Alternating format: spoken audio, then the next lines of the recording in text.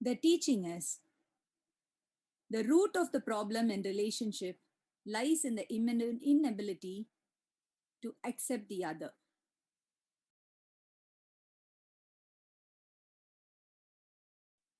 If we look at our own lives, we might have worked very hard to set right our relationships and failed many times because we do not know how to get along with hurts in marital relationship.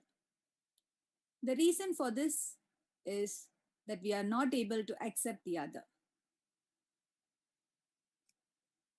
So one of the key reasons in troublesome relationship is non-acceptance of the other. Be it a friend, father or mother or spouse or child or anyone. Everyone with whom you relate, you want to change or mold the person according to one's disposition. Sometimes the other agrees to change according to your wishes, and sometimes no. When the other is not as per as our wishes, then the devil in us is let loose, where we try with our words, actions, emotional blackmailing to change the other.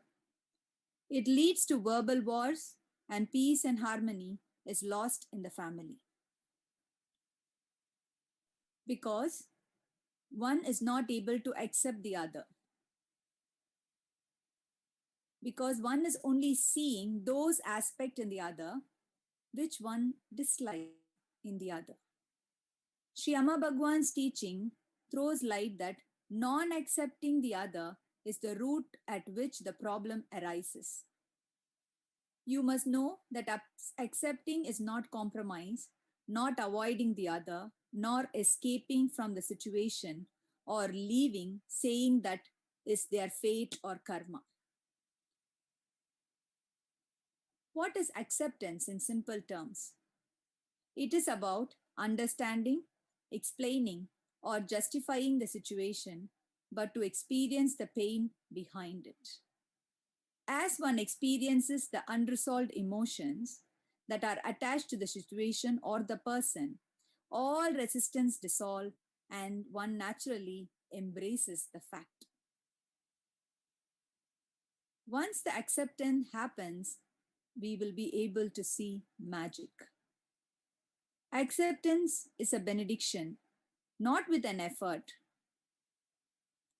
With effort, we have to reach a point that we are not able to accept the other, and from there, the journey begins.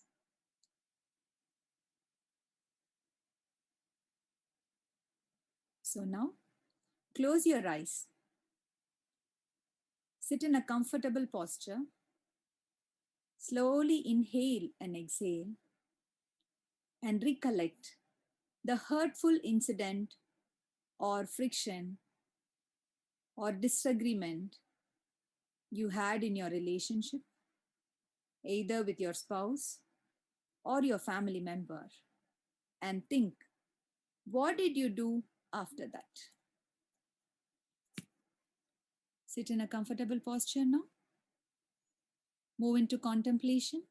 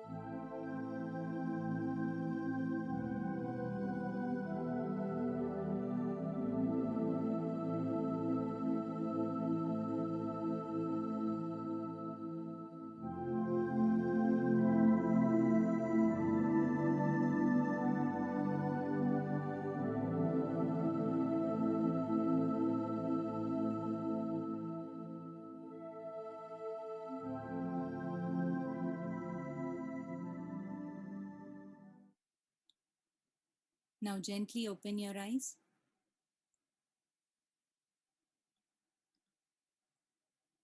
You have become conscious of it.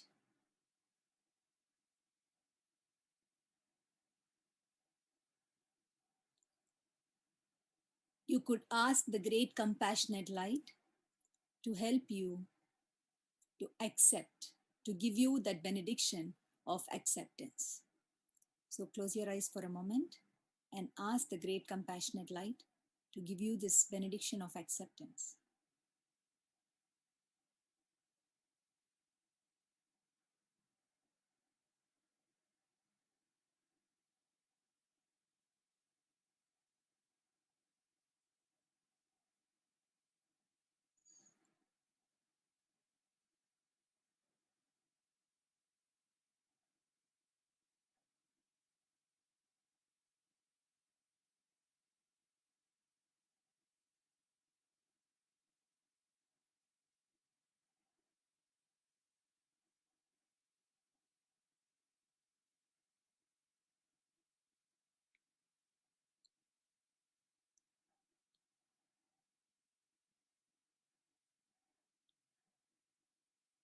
Now gently open your eyes. Now we are moving on to the Param teaching. Now let us listen to Sri Bhagwan. There was a seeker who asked this question to Sri Bhagwan.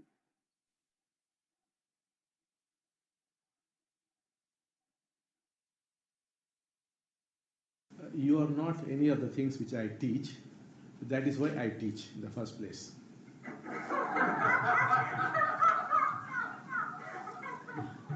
The teaching itself is very, very simple. All that the teaching says is you cannot change. And the impossibility of change must strike you like a ton of bricks. Now, the whole problem with you is all the while you have been trying to change. You do not like the way you are and you would like to be something else. That is the problem. The teaching is remarkably simple. All that it says is something is going on there. Please look at it. Do not condemn it. Do not judge it. Do not give explanations. Do not say it is right and wrong, good or bad, the sacred and the profane. Stop naming it.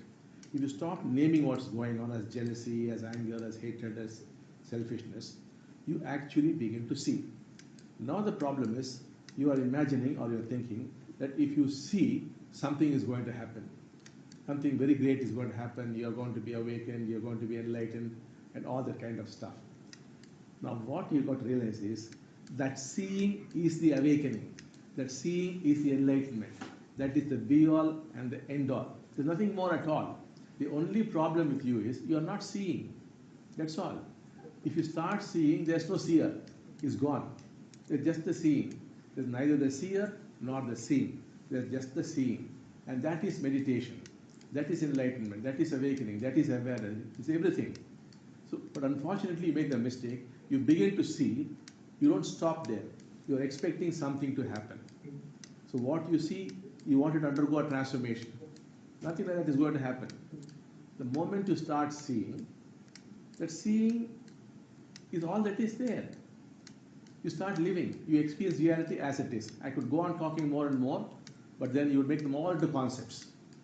So I'm not going to land you with the concept, so I'll stop there. You will discover it for yourself.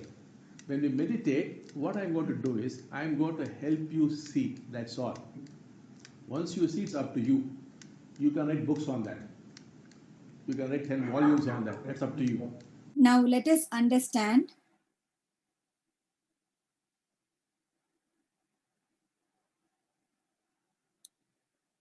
Sri Bhagwan's teaching on Param. Sri Bhagwan was telling how Sri Bhagwan is actually describing the state which we are not in. Sri Bhagwan's teachings work differently for different people.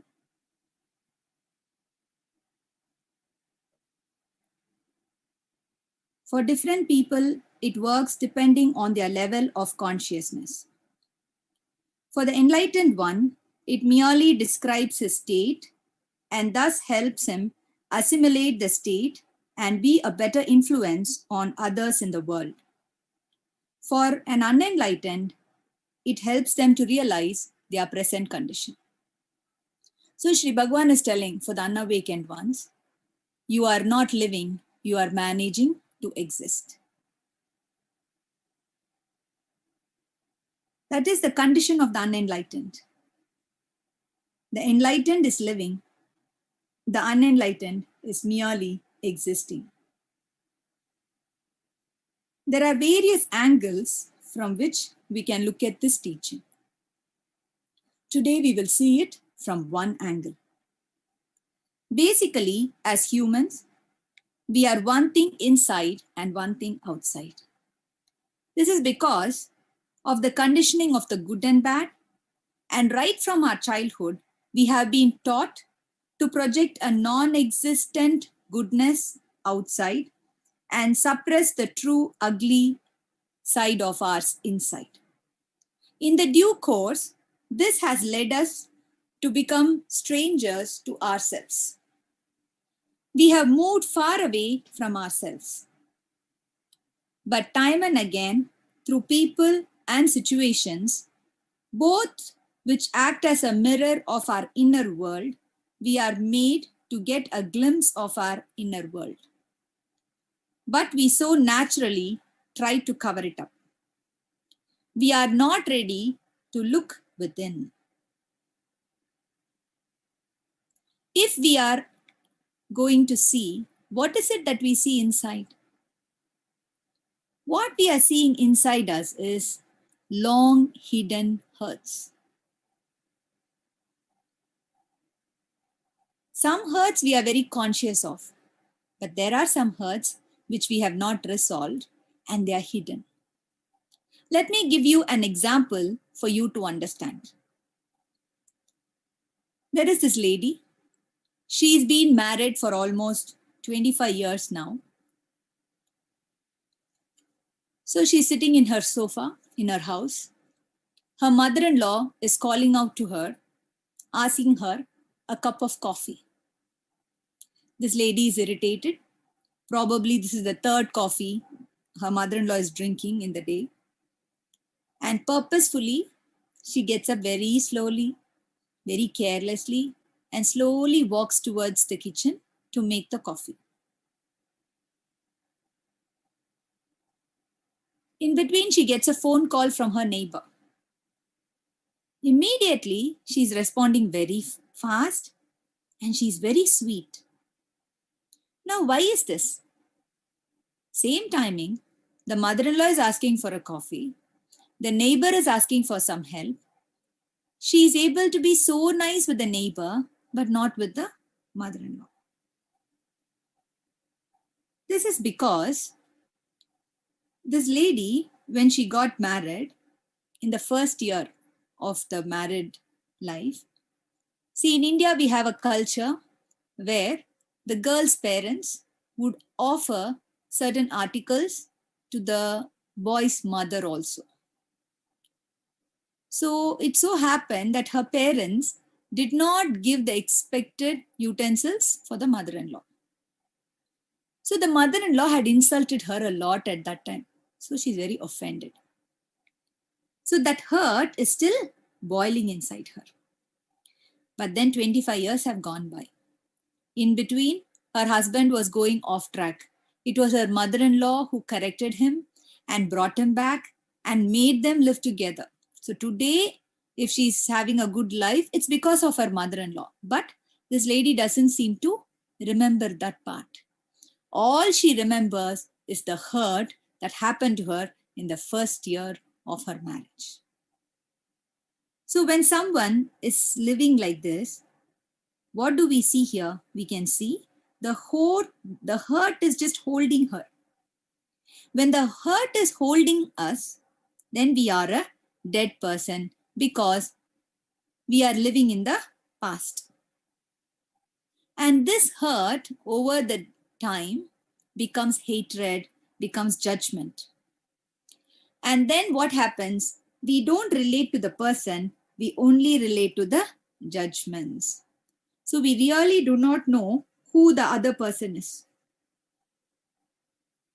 So this is an example, but actually if we see, almost in every relationship that in our life, which we have come across, there is some or the other hurt. Let us see another example. This lady has gone for a marriage function. And there, she meets her friend from a long time. Her friend is very happy. She waves to her, smiles at her, but doesn't come near her for various reasons. And she moves on. She doesn't hurt her, she does nothing. But this lady gets hurt because she judges her, saying, "Oh, she's so arrogant. She could have come and greeted me, spoken to me few words. What is this kind of behavior?" So there is hurt in every relationship. So wherever the other person is vulnerable, we are able to express our hurts. Wherever the other person is dominant, we suppress our hurts. That's all. But the hurt is there in every relationship. So what happens because of this? Constantly we are reacting. Because hurt, hatred, judgment, naturally there's only a reaction from us. All the time we are reacting. Even when someone is not there in front of us, there is no real situation there, but still we imagine the person or the situation in our mind and we are reacting to it. With the slightest of external triggers, we are ready to burst out. So what is there is only reaction inside and reaction outside.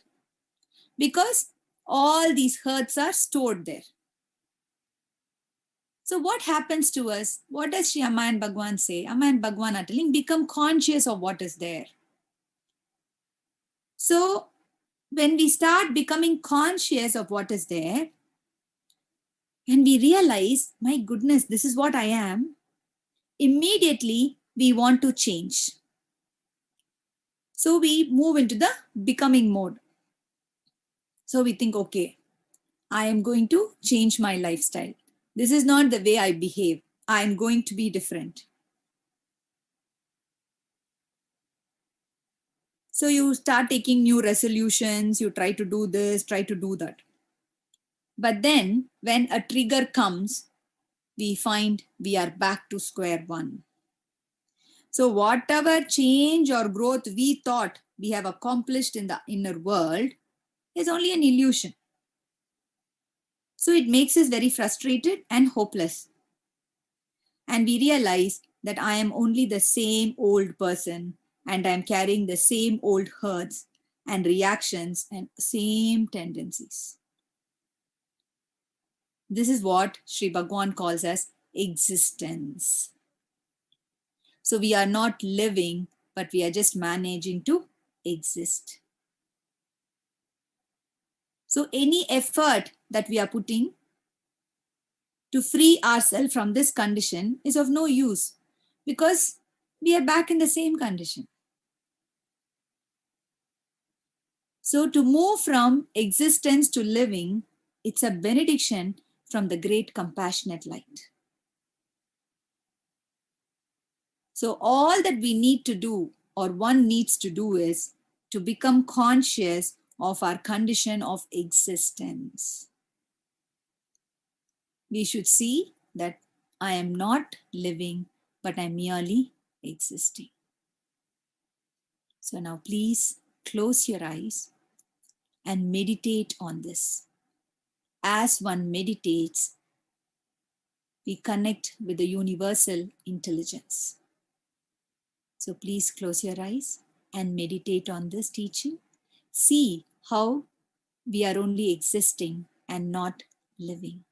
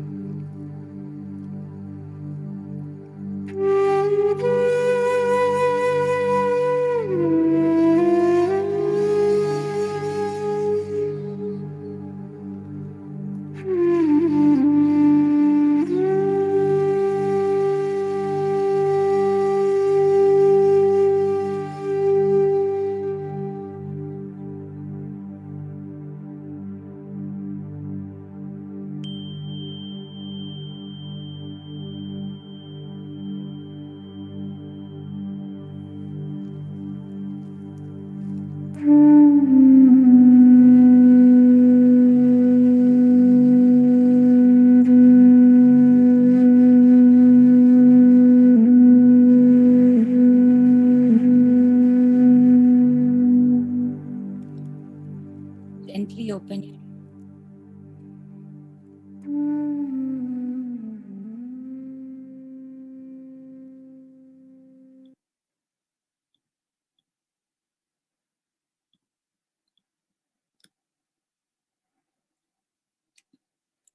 So we understood that for one to move from existence to living, a shift has to happen, and it is a benediction. So, what is this shift? Sri Amma Bhagwan say this is a neurobiological shift. And this happens through the Diksha from the great compassionate light.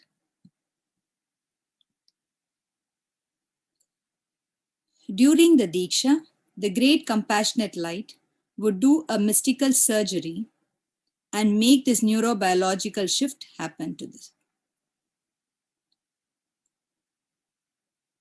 The major surgery or the advanced surgery happens during the Ekam Enlightenment Festival. There are two things that we need to understand. One is enlightenment, and the other is enlightened state. Enlightened state, we also call it as a peak state. Enlightened state or the peak state happens because of a chemical change in the body, in the brain. Whereas enlightenment is a physiological change, it's a neurobiological change in the brain.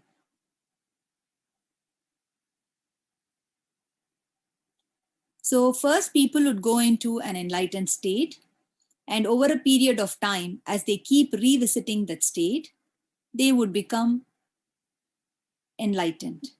For some people in the surgery, they may straight away become enlightened. So now, let us pray to the great compassionate light, asking the great compassionate light to give us the opportunity to participate in the Enlightenment Festival and have the advanced surgeries and take us towards enlightenment.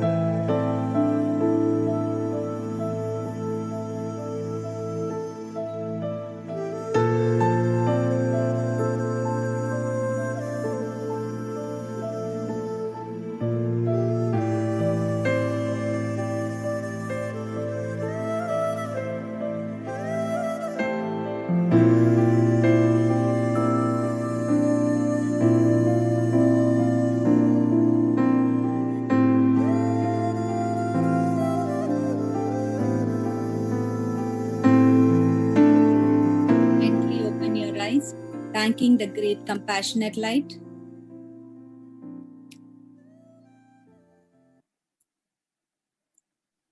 Every day, between 11:50 a.m. to 12:10 p.m. Indian time, we have Sri Paranjyoti Alaya Darshan. This is a program where one's problem are either solved or dissolved in Iham and Param. That is, the spiritual desires and worldly desires are all fulfilled or dissolved, or problems are getting solved. Here, the great compassionate light set rights one's program and works on their koshas and brings about this change. When one continuously attends this Alaya Darshan, that person's life becomes better and better in every aspect, and they also grow in the level of consciousness and move towards a holistic consciousness. So tomorrow in Alaya Darshan, we have the intent is for a strong bond with the great compassionate light and setting right of relationship with mother. Sri Amma Bhagwan say, life is relationship. And the most important relationship is the relationship with one's parents. So tomorrow we are going to work on the relationship with mother, that is, get the blessing from the great compassionate light to set it right. Because when one has a problem in relationship with mother, it affects the person's life. That is, the person encounters a lot of obstacles in their life.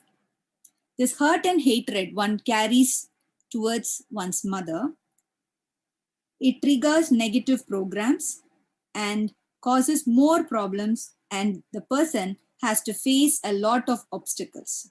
So tomorrow in Alaya Darshan, the great compassionate light would bestow us with a strong bond and would set right our relationship with our mother.